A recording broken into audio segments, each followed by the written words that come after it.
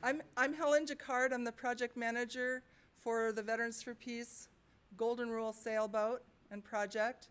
And I've been doing this since right before she relaunched after a rebuild in 2015. What we're going to do, first of all, Veterans for Peace is the owner of the sailboat, and they are an organization of around 100 chapters throughout the United States and about 10 in foreign countries. One of the things that our relationship is that Veterans for Peace has a goal to work towards elimination of nuclear weapons, and we are the embodiment of making that goal a reality. We're also striving against war of all kinds, of course nuclear war, and help to expose all the costs of war is part of Veterans for Peace mission. So we participate in all aspects of that. We help expose the environmental and cultural costs of militarization. We help talk about the environmental costs of the U.S. military as being the biggest consumer of oil, single entity consumer of oil in the world, and therefore the biggest emitter of carbon into the atmosphere. So that's where we say, as part of Veterans for Peace, militarism fuels the climate crisis. And so we support these messages. And in order to get a good history of the Golden Rule sailboat as a Quaker boat back in 1958 and as part of Veterans for Peace now, we're going to show a 10-minute film that explains all of that, which is much more interesting than listening to me talk about it. So we're going to roll the film.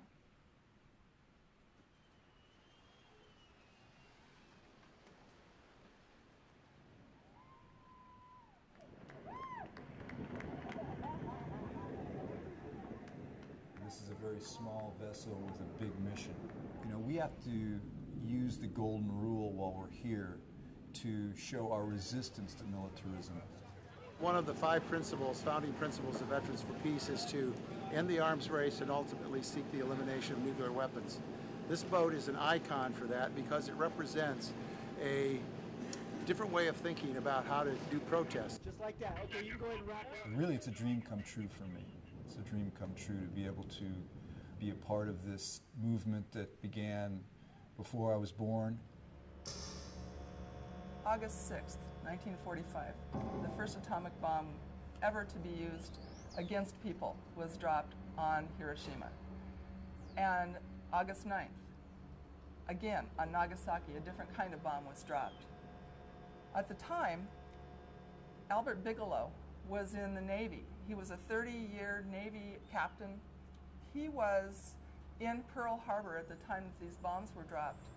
And it was so horrific to him that he quit his Navy commission a month before he could have retired with full pay out of protest of the dropping of the bombs.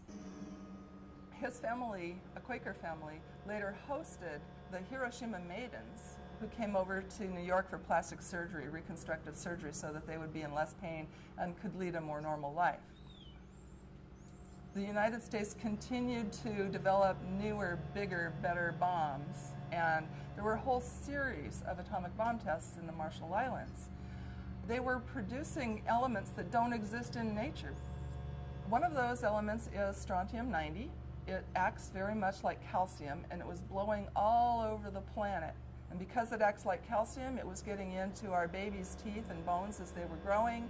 They were getting into mother's milk and cow's milk, and women were testing their milk for radiation before they would feed it to their children.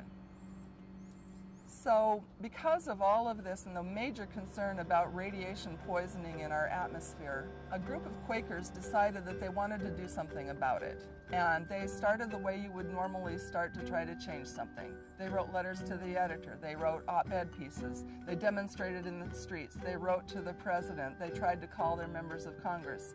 They did everything feasible to try to stop the nuclear bomb testing. Ultimately, they weren't successful then, and they decided they needed to escalate in their tactics.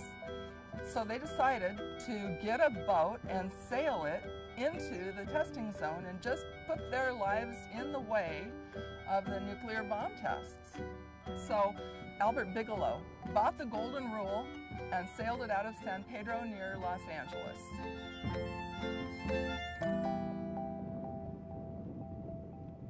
We want to help the public understand that there are other ways to deal with potential conflicts with other countries than to declare war or even threaten war, or even for our country to be constantly preparing for war. We spend over half of the IRS income tax dollars on war.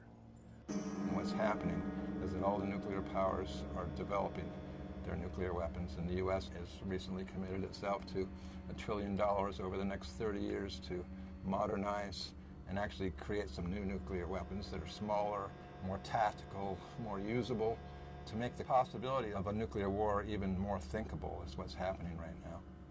They maintain that they need nuclear weapons for their whole security strategy, but you know, what kind of strategy is that? Mutually assured destruction. And the very real threat of a nuclear war between North Korea and the U.S. with our President Donald Trump threatening to totally destroy North Korea. Of course, North Korea promising to respond in kind. So it's a very, very dangerous situation right now. As we sail on our voyages, we've had 3 years now, mostly on the West Coast, and we're always running into people who are either new people on the crew of the Golden Rule or on the sister ship, Phoenix of Hiroshima. So there's a lot of history there. We run into like Quaker activists who say they went to their first demonstration when they were 7 years old, when their parents took them to a demonstration to free the crew of the Golden Rule. So they got to Honolulu, they resupplied, and they were headed to the Marshall Islands. Well, the Coast Guard cutter brought them back. And they ended up putting the members on trial and convicting them of a number of violations that were ultimately thrown out. So that attracted nationwide attention and worldwide attention ultimately. During their trial in Honolulu, another boat appeared at the same dock, 2 slips down, the Phoenix of Hiroshima, captained by Dr. Earl Reynolds, who had just spent 3 years studying the effects of radiation on children in Hiroshima. And they heard the story, and they attended the trial. And they were so moved by the bravery of these men that were going to put their lives in danger to stop this terrible arms race. They decided that they would take the baton and they would go to the Marshall Islands and put their own lives in the way. And when they got into the atomic testing zone, the Coast Guard caught up with them and arrested them and sent them back to Honolulu for trial. What that protest started was a worldwide protest against nuclear atmospheric testing, and resulted ultimately in the signing of the Partial Test Ban Treaty of 1963. It also spawned the founding of Greenpeace and other activist organizations. Bigelow sold the boat, the Golden Rule. After the Golden Rule was sold in Honolulu, nobody heard from it for decades. And then in 2010, she was a derelict boat floating around in Humboldt Bay, and she sank in a gale. The boat disappeared, but we found it in 2009 in Humboldt Bay. Leroy Zerlang had his crew pull her up into his boatyard. He was going to burn her.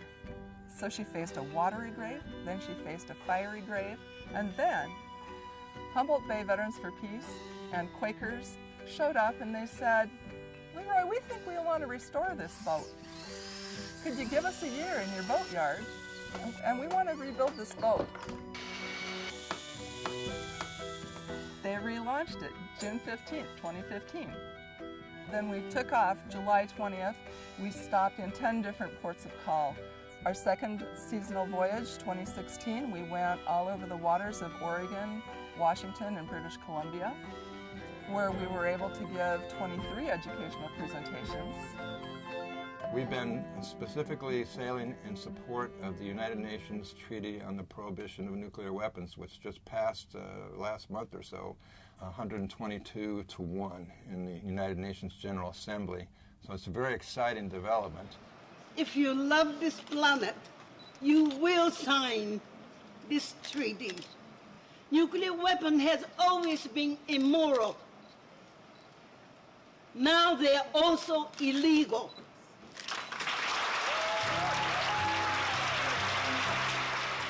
I'm really excited about the Nobel Peace Prize being given to the International Coalition to Abolish Nuclear Weapons. So what can you do to help stop the possibility of nuclear war? What we're doing about it is through education. You can join our team. You could be an author, a speaker. You can donate. You can get involved with helping organize events and helping other people. Well, the original mission of the Golden Rule was to take bold action to stop nuclear bomb testing, to stop nuclear war. So we've decided to head for the Pacific, where the action is at this time. We're planning to go to Hawaii, where the crew originally went, to Honolulu, and they're also facing real threat and fears of nuclear war in Hawaii right now, where they've just resumed a whole statewide alarm system for the event of incoming nuclear weapons. Then we're going to go on to the Marshall Islands, where the original crew was headed. The Marshall Islands continues to suffer from the results of all the nuclear bombing that was done. There's a very high cancer rate there. From there, we would head to Guam, to Okinawa, and it's from there that bombers are flying over the Korean Peninsula. Then we want to go to Japan no later than 2020, when they're going to be commemorating the 75th anniversary of the horrific U.S. nuclear bombings of the civilian populations in Hiroshima and Nagasaki. If possible, we may even sail the Golden Rule right to the Korean Peninsula with our message of peace. It's time to sail this little boat across the Pacific once again to put ourselves in the way of nuclear war.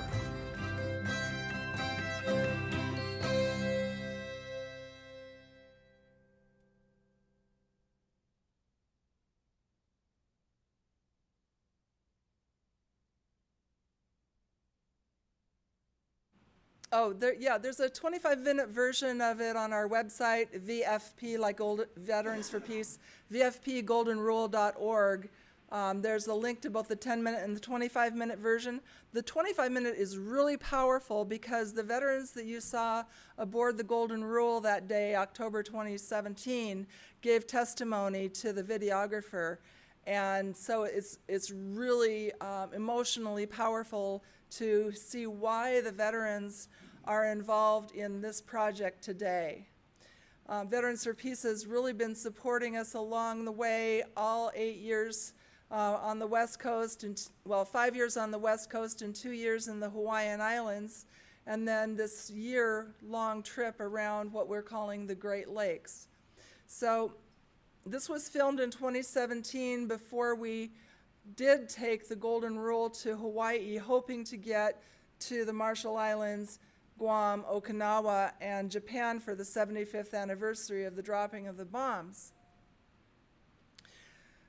So a couple of years around the Hawaiian Islands, and it's March 2020. The captain and crew and the boat are all ready to go.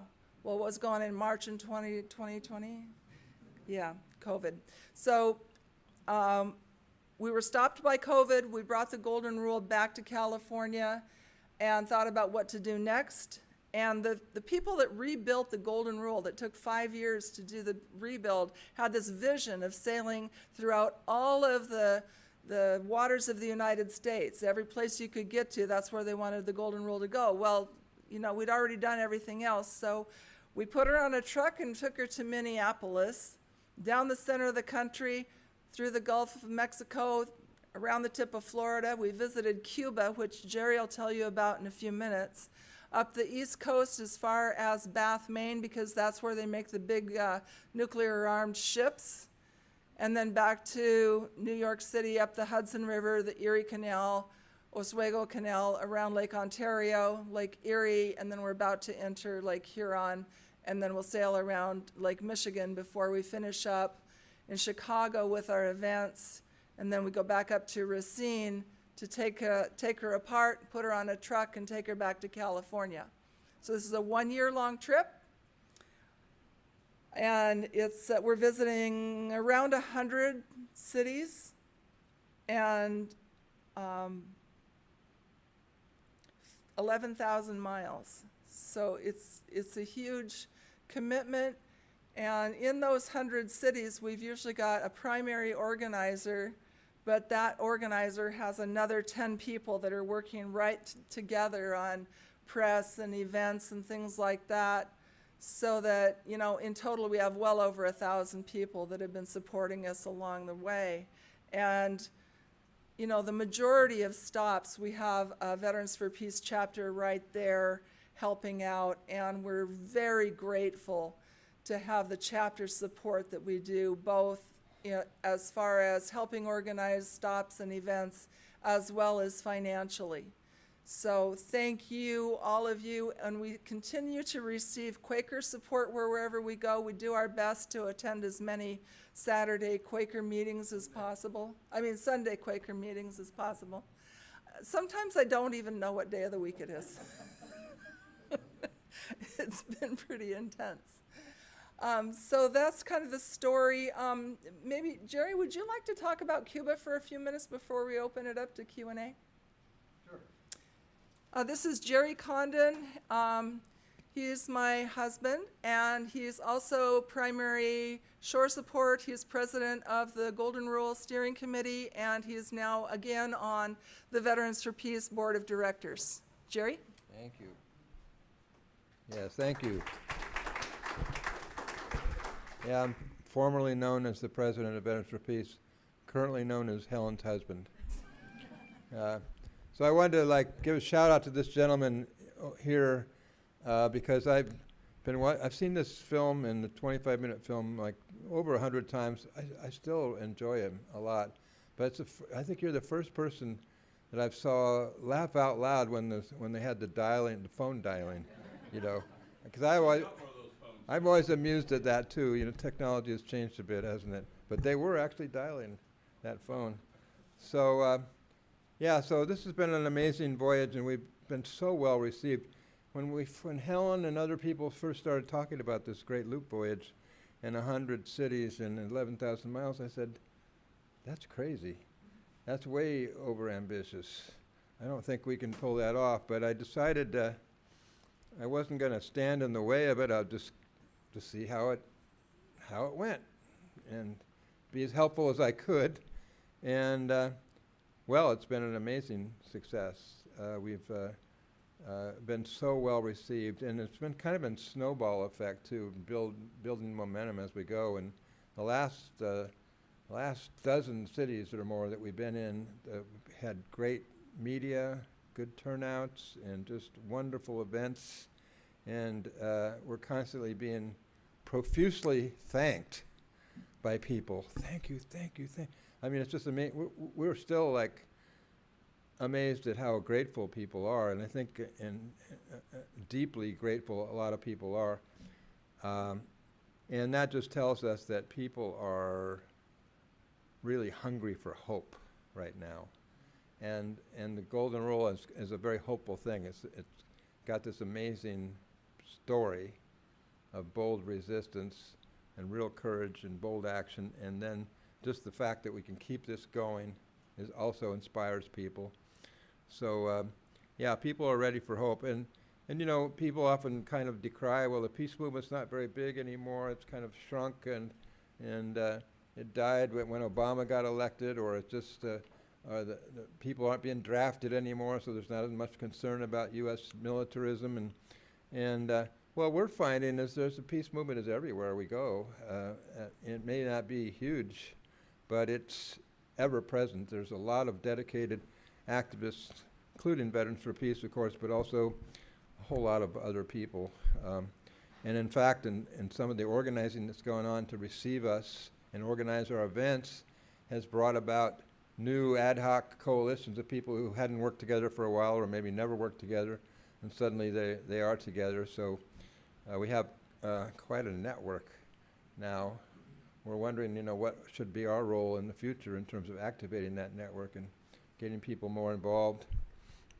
Well, as Helen said, we also had an exciting side voyage, as we realized we were coming down the Mississippi, headed for the Gulf of Mexico, and we look in our schedule and say, We're going to be in Key West on December 30th. Isn't that like 90 miles away from Havana? And didn't we almost have a nuclear war in 1962 because of the so-called Cuban Missile Crisis? And so we said, yeah, it'd be great if we could actually go to Cuba and make a statement about that. And so we did, and we were able to arrange it relatively easily. We thought there'd be a lot more difficulty with the U.S. government because we have this vicious blockade that's been going on for over 60 years against Cuba, and it includes travel restrictions, of course. And but there is, we were actually able to travel under a general license for educational and people-to-people purposes, and we didn't even have to make a special application to the Treasury Department as was the case in the past. And we made an arrangement with an outfit, Cuban-based outfit called Proximity Cuba, that had a really wonderful Cuban culture and arts program arranged for us when we went down there. And 5 or 6 of us, including myself, were able to sail down on the boat, and then we were joined by another 6 or 7 folks who were very involved with the Golden Rule Project who flew in. We were there for 10 days, had a great press conference in Havana, and we were pretty big news, top of the news in Cuba that night. And we got to see a lot. We went to Pinar del Rio, which had been hit really hard by a hurricane, and 10,000 homes had been destroyed. That was, I think, that had been I think that took place last September, and we did carry some humanitarian aid with us, and we had a really wonderful meeting with the local people, and got to see the rebuilding that was going on, and we just had a lot of fun. With Cubans, are fun people, you know, and it's just very fun culture, great music, and but you know, it was really important for us to make that statement and to also look at the look again at that so-called Cuban Missile Crisis. What happened at that time was, okay, Cuba had allowed the Soviet Union to place short-range nuclear missiles in Cuba, and the U.S. found out about it. I mentioned that they would eventually find out about it. But why did they do that in the first place? Was because the U.S. government was trying to overthrow the Cuban Revolution and trying to assassinate its leader multiple times, Fidel Castro, and they had facilitated an invasion of right-wing Cubans, the Bay of Pigs, which was a disaster. But they had indicated in many ways their intention to overthrow the Cuban government and to stop the Cuban Revolution. Otherwise, Cuba wouldn't have had any reason to want nuclear missiles on its territory. And why did the Soviet Union want to put missiles in Cuba? Well, it turns out that the U.S. had placed missiles in Turkey, close to Russia's borders. And in fact, part of the way that whole crisis was eventually averted, well, first of all, President Kennedy and Khrushchev of the Soviet Union were both terrified that they were that close to a nuclear war. And they started negotiating seriously. And they came up with a deal that said, well, the Soviet Union will remove those missiles from Cuba, but the U.S. had to promise not to invade Cuba. And that was kind of the public deal, but there was a side deal that was kept secret for political reasons, and that was that Kennedy agreed to withdraw the U.S. missiles from Turkey, and which was quietly done several months later. Now, all these years later, those missiles are back in Turkey, and they're also in Germany and Italy and Belgium and the Netherlands, U.S. missiles in all those places. And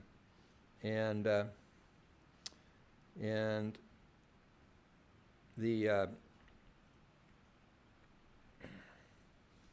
blockade of Cuba continues to this very day, and has even been tightened under, it was eased a bit under Obama, and then Trump, wanted to reverse everything that Obama had done, so he tightened it and made it even tougher. And unfortunately, President Biden has not done much he's pretty much kept those more restrictive sanctions against Cuba in place for the most part. So it's really important that we, because usually when American people find out about this blockade and how much pain it's causing in Cuba, and it really is hurting people right now. There's a lot of young Cubans are leaving the island, and that's really sad. When people find out about it, they're against it, but most Americans don't even know about it. So we've kind of taken it on as part of our educational mission. And Veterans for Peace has opposed the U.S. blockade of Cuba for many years, but we're trying to do more about it at this particular time. And we were really happy when we stopped in New York City. When the Golden Rule was in New York, we visited the United Nations. And in fact, the Mexican mission invited a bunch of countries to meet with us, and we ended up having a meeting at the Mexican mission with 13 different nations. And it was a wonderful meeting. The president of Veterans for Peace, Susan Schnall, headed up the VIP delegation, and we had all the Gold Rule supporters there. And the South African representative said, we're used to meeting with state to state. In other words, we're used to meeting with your State Department and your official government people.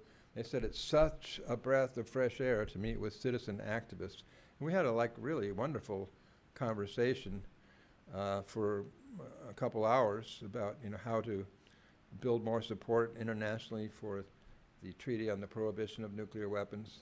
And we went to the Marshall Islands mission. Don't want to use up all our limited time here tonight. And had a wonderful meeting with the ambassador, who's a woman from the Marshall Islands. And then actually the Cuban ambassador to the UN came down to Chelsea Piers in New York to visit the boat. A couple of the diplomats from that office came down, and they thanked us a lot for sailing to Cuba and for giving more visibility to this blockade that the U.S. continues to maintain. And yes? Are you concerned about nuclear war in Ukraine? Yeah, so I was just going there. She's trying to move me along here, so I could tell a couple side stories, and then our time would be all up. We want to have time for discussion here. It's almost 7:30. I think actually part of the reason I tell the story about the Cuban Missile Crisis is because there's a lot of parallels now to what's going on in Ukraine when you think about it. Because the U.S. and NATO, it's a very complex war, and there's a lot of different opinions about it, as we know. There's been a lot of actually confusion and division, even in the peace movement, even in Veterans for Peace. Everybody's trying to get a handle on how to look at that war. But one definite part of it is that the U.S. and NATO have moved hostile military forces, including nuclear weapons, right up near Russia's borders with a clear intention of intimidating Russia, if not eventually attacking it. So it's not totally surprising that Russia responded the way that they did. And many people make that, when they're making that argument, say, what if it was Russian nuclear weapons and forces on the Canadian border with the U.S. or the Mexican border with the U.S. and the Mexican or Canadian government was facilitating that. How long would the United States put up with that? So that's just one way of looking at the war. It's a terrible war. There's plenty of blame to go around. The key thing, I think, to understand right now is that we are closer to the possibility of a nuclear war over Ukraine, many people believe, than we were in 1962 with the Cuban Missile Crisis. kind of a game of nuclear chicken is being played. And, you know, Putin is accused of threatening nuclear war, and to some extent he has, but he's kind of also saying, well, this is our nuclear posture. If we feel an existential threat, even by superior conventional forces of NATO, we may use nuclear weapons. It's similar to the policy of the United States, which does not have a no first use policy, and it says we will use nuclear weapons to defend the United States, to defend our allies and our interests, and even some of our non-allies. So, and plus the United States does have weapons, has backed out of, George W. Bush backed out of the ABM treaty unilaterally. Trump unilaterally backed out of the INF treaty and the Open Skies treaty. And at the same time, all this pressure is being put on Russia. So you could see if you were a Russian, you would feel a definite threat building on your borders. So at any rate, I think that Veterans for Peace and many other groups now in the peace movement in the U.S. and internationally, despite having a range of opinions about the war, have come to agree that we need to end that war as soon as possible. And the way to do that is through diplomacy. It's pretty much of a military stalemate, possibly in Russia's favor, but there's nobody going to win that war outright. It could go on for years, and it may go on for years, but that's certainly not in the interest of the Ukrainian people. And sooner that war ends, the better. So it's important for us to press the Biden administration, let them know that we believe in diplomacy. A policy of constant escalation and sending more and more weapons is not going to lead to a good end. So I think I'll finish it there. It's 7:32. We have 15 or 20 more minutes, and we're going to have some discussion, some Q&A. Did you have more to say, Helen? I was just getting ready for answering questions, because we can talk about all kinds of things. We could talk about depleted uranium. We could talk about what's going on with nuclear energy here in the Great Lakes. Anything you want. Pardon the interruption. So this is being streamed off of our website and is going to be saved on aadl.org for future watching. So if you do have a question, I would appreciate it if you can raise a hand and then speak into the microphone so it gets picked up on both the stream and the saved feed. So thank you.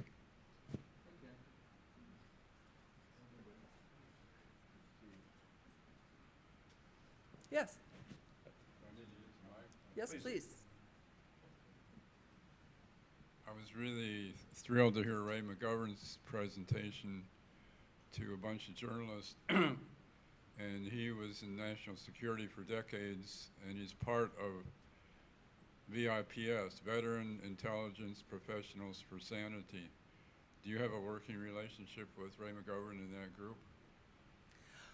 Well, yes, it's particularly important to Veterans for Peace that this group exists, and Ann Wright is another member of Veterans Intelligence Professionals for Sanity, and actually loaned us the condo in Honolulu that she owns for our headquarters for the Golden Rule for a while. Yeah, Ray McGovern is on the advisory committee of Veterans for Peace. Here.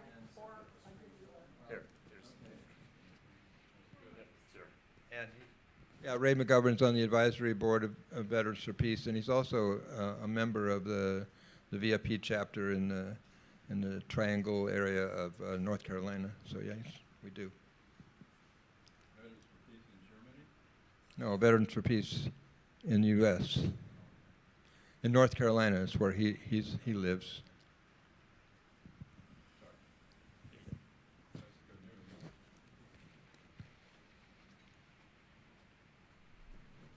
Are there still plans to go to Japan? Not currently. First, we're going to finish the Great Loop and bring the Golden Rule home to California. The next wild idea I'm thinking is to take her back to the Pacific Northwest where we haven't been since 2016. There are people there that have been asking us, when are you going to bring the Golden Rule back again? There's a chance that we'll try that again. I don't really know. If we did, it would probably be 2025, 5 years after we intended to go. And that would be for what, the 80th anniversary of the dropping of the bombs? So, yeah, I'm not saying no, I'm not saying yes. Thank you.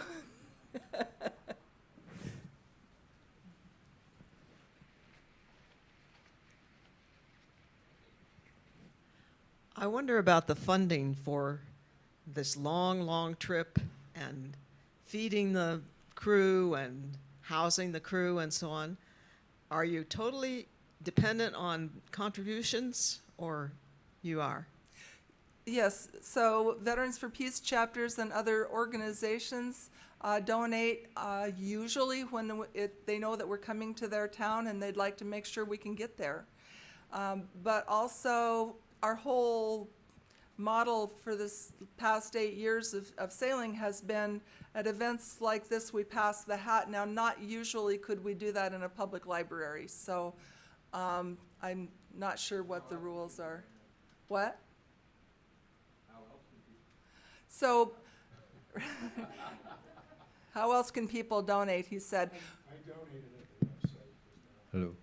So yeah, you can go to VFP, as in Veterans for Peace, VFPGoldenRule.org, and there's instructions if you want to send a check. You can donate right online through PayPal,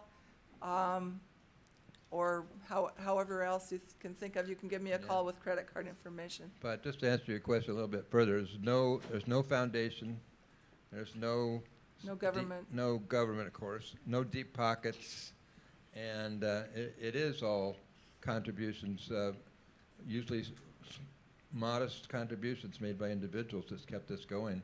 But we've developed a really loyal base of funders, and usually when we put out our newsletter and our appeal, people respond very generously. So it's been amazing, and we haven't had to work too hard at it. People are inspired and they donate.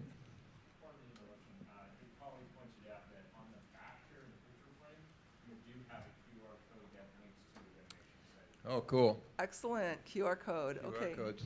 And there was a young woman here with a question. Yeah, I wanted to ask what your opinion on the Oppenheimer movie was, and also there's a lot of I was reading that there is a lot of effects for communities there in New Mexico, after those testings, especially Mexican and indigenous communities there. I was wondering if your organization was involved at all with education there. Yes, we just saw Oppenheimer. Jerry and I just saw Oppenheimer, and we were, as everybody else is, struck by the lack of talk about victims, and which leads into the next section. So all the way from uranium mining in the indigenous lands here and everywhere else where uranium mining is done, to the milling, to the processing, like in Piketon, Ohio and Paducah, Kentucky, where the contamination from centrifuging to separate the U-235 from the U-238, it never stays on site. They even had to close a school down in Piketon, Ohio, to no place to put the waste when they're finished. There are victims of radiation in the whole processing today. Now you talk about what happened. You guys may, of course, realize the victims of radiation are largely people of color, right? Japanese people, Marshall Islanders, the indigenous people whose land has uranium on it, right? And even where they're proposing to put the waste in these interim storage sites on the border of New Mexico and Texas, even that is primarily indigenous territory. So there's that, as well as the victims of the Trinity bomb, who are suffering, and their kids and their grandkids and on forever, because radiation causes chromosomal damage, which is passed down to your children genetically. So there's a lot that's not in the Oppenheimer film, but it's certainly a good moment to have these discussions because there's a lot of people are seeing it, a lot of people are talking about it. In fact, Veterans for Peace Nuclear Abolition Working Group is hosting a special discussion about Oppenheimer next Friday afternoon. Well, it'll be 6 p.m. here.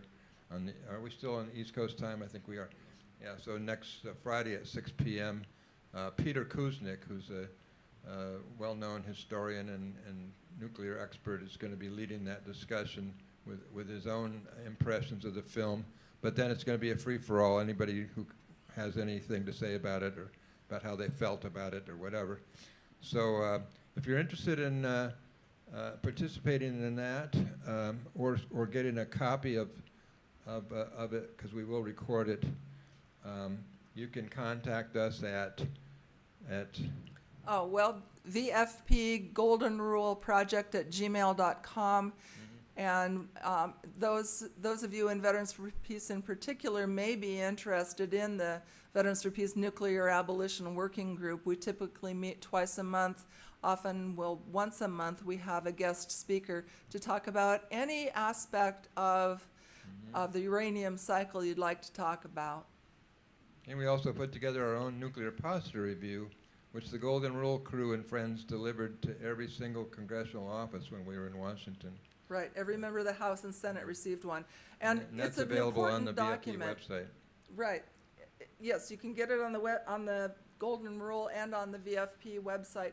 But it's important in that it analyzes the relationship between the United States and the other nuclear-armed countries and Iran, and gives you hope when you understand how diplomacy and negotiations could put an end to the nuclear era completely. Because the United States has been so aggressive in its nuclear policy over the decades that it's really clear that there are solutions, and that gives us hope. Got a question. I have two questions. One, if you could tell us where else you're going to stop in Michigan. And then my question for you is, when you were in Cuba, did you visit the memorial to the Rosenbergs, which, as I understand, is one of two in the world? No, didn't know about that. What about the Oh, so from here in Detroit, we're going up to Mackinac. I don't know if we're going to stop in Port Huron or not yet. Then we're going to go down to Traverse City, and then over to Sheboygan, Racine, Chicago, South Haven, where there's a big nuclear power plant that people are concerned about, and a little bit further into southeast Michigan and then across. But on our website, vfpgoldenrule.org, it's got not only the schedule of what cities we'll be in, but all the events in there as well. This is, coming up on the end of our voyage. We've only got, 6 weeks maybe left to go before our final events in Chicago the week of September 12 to 18. So all of the future cities have had a chance to get themselves organized, and that takes a big burden off of me. Hi, my name's Michael. I'm myself and a few others are here from Ann Arbor Coalition Against War. Just a quick plug, so come say hi to us so we can meet again. But a quick question is, where do you see young people engaging? What's their response? And then where do you see opportunities to engage more young people in this activism? That's a great question, because the young people are typically now involved in climate change issues because it's in your face every day.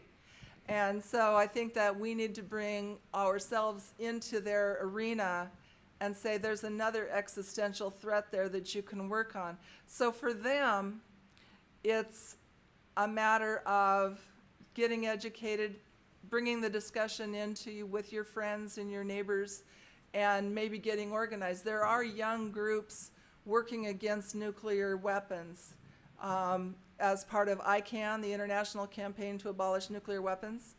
And so if they go on the ICAN website, they can find the youth area there. and I think that we need to really improve our peace and justice studies in the schools. I went to a high school peace club, and they had never even heard of Hiroshima and Nagasaki. Right, so we need to improve education in our schools like crazy. And if you're a young teacher, you probably already know this, that it's not part of the curriculum and really needs to be. You mentioned South Haven. For folks that don't know, there's a Palisades nuclear power plant. The library will close in 15 minutes. The internet stations will automatically shut off at 7:55. Please make any final copies at this time and take all materials to be checked out to a self-check station or to the circulation desk by 7:55. Thank you. I'll just take 60 seconds. The Palisades nuclear power plant in South Haven has been closed for about a year. And for several years before that, everyone had agreed, the owner, the governor, the State Public Service Commission, everybody had agreed to shut the plant down. And now for the first time in US history, there's a plan to try to reopen this nuclear power plant. Never been done. It'll take 3, 4, 5, 6 years to make it happen. The fuel's been taken out. There'll be lawsuits. And so now we have a choice. Do we want to invest in wind or solar, or 3 or 6 years to reopen this nuclear plant? And it's going to be a big deal. The governor somehow has decided to support it. I'm guessing she's looking ahead to her own ambition, and the nuclear industry's always had money to, to buy off candidates.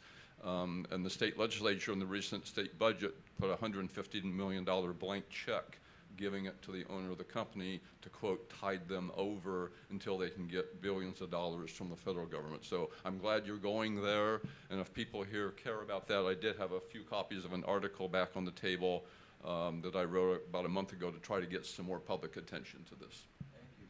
That's great. Other things people can do is HRES 77, which was introduced by Representative Jim McDermott, is called the McGovern, sorry.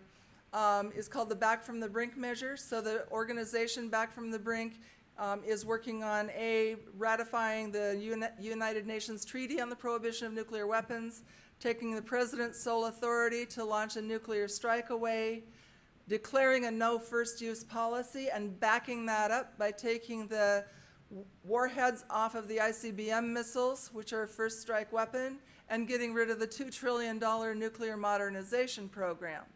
So we support that, and we support the Eleanor Holmes Norton bill, which is introduced many times, is the Nuclear Abolition and Nuclear Energy and Economic Conversion Act. And so it would take the money from nuclear weapons and stick it into clean energy and other human needs. So thank you all for coming out to see us. Could I have one? Sure. Oh, we got one more, I'm sorry. Thank you. I just want to thank the gentleman who talked about Palisades. It's a really important point. And I want to just ask for your comments about use of small nuclear reactors as the alternative that's always seems to be called clean and non-carbon emitting, which is not true, but I'd like to hear your take on that. Oh, thank you so much for the question. So small modular reactors do get rid of the danger of meltdown. That's one of the 10 different reasons, at least, that I can think of why not nuclear. So you still have the uranium mining and milling and processing, all the different pollution. In small modular reactors, you have more concrete because you've got a lot of domes, right, for the same amount of energy. And you also have more waste and more dangerous kind of waste coming out of the current design of the small modular reactors. Per kilowatt of electricity that you get. It's not clean energy in that it takes so much to make all of that concrete, to mine and mill the uranium and process that. Those centrifuges take a lot of energy. And right now that's not coming from the sun. It's coming from, big trucks and then big centrifuges. And the money that's going into it by all these brilliant minds with these billions of dollars is wasteful in that it keeps us from improving our solar and wind and battery and geothermal and other really clean energy technology. But nothing is free, right? There are disadvantages to solar systems because that involves mining. There's disadvantages to wind systems because that involves a lot of concrete also. So nothing is free. The biggest thing we can do is bring together systemic changes to reduce the amount of energy that we're using. So I wanted to let people know that, of course, the boat is in Detroit, and we are docked at... Milliken State Park, Harbor, and Marina near the lighthouse. We have open boat tours for the next couple days from 11 a.m. to 4 p.m. We're having an indigenous water ceremony there tomorrow morning. Yes, at 11 a.m. At 11 a.m. And then on Wednesday evening, there's a public event in Detroit. So there are a few other opportunities to come talk with us or to actually see the boat. And otherwise, you can follow us at vfpgoldenrule.org. You can literally follow us there because we have a little Garmin tracker on there. You can see exactly where the boat is at any given moment. That's right. Every 10 minutes, a new dot goes on the map. So if you've got people, if we're headed to an area where somebody you know lives, take them to the website so they can get that link, and then they'll know when the boat's coming in. They can help greet the boat because, you know, I can give you maybe a 4-hour window, but when you follow her on the tracker, you can narrow that down. Yeah. Bob Koenske, Veterans for Peace, the local chapter. We've got a lot of information on the table here, and if you want to make a contribution to the Golden Rule and also find out more about it, just simply go to our website, vfp93.org, and it's on any of the printed material here. And you can go there to give money for the GoFundMe program, also. Before everybody goes, want to let you know that we have pamphlets here for our annual fundraiser to raise money for our scholarship, Peace Scholarship Fund. October 12th, Thursday at the Ark, we'll be having the usual concert, and we hope you can attend. But we got flyers for that, flyers for our Peace Scholarship Program, and a newsletter sign-off. So, but again, go to our website, vfp93.org, right as soon as you can, to give some money to this